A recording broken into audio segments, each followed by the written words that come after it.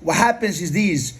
He started selling him and other people, but he was the most known guy. And he became famous because he was really selling dogs, not because he was a great, really person in being a dogman and accolades as building a bloodline. He was just breeding dogs, right dog with left dog, and that put dogs in the hands of other people. Some other people developed those dogs. A few men developed them and became into bloodlines, right? And those bloodlines, those men did the same thing, same blueprint, because whoever get a dog from somebody does exactly the same thing. They do the same blueprint. I know somebody buys a dog from somebody and they want to do the same thing, breed the dogs, become famous because of the dogs, and sell some dogs or give away some. So what that did is, the dogs before Colby did that, they were in the hands of, you look at the vintage pictures, they were in the hands of very elegant people, rich people, with the three-piece suits, with the puppies, with the dogs. They were the vintage dogs. They were not in the hood,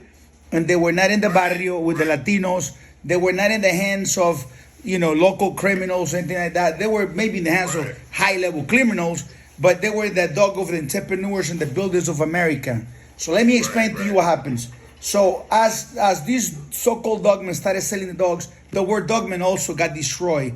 And one person give it to another. By the you get to the 1950s, everybody had dogs. And by the 1970s, the dogs leak out to Mexico.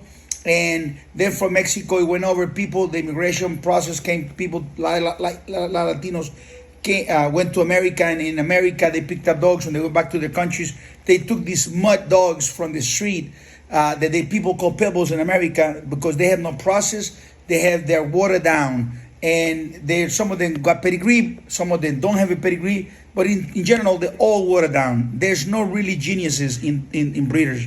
There's no geniuses in breeders, and there's no geniuses in dogmen. More than likely because they're not real dogmen. They are dog owners that they can be breeding 20, 30, 50 dogs for 50 years, for 30, 40 years, but still not dogmen. They're just dog owners, dog fanciers, Puppy peddlers.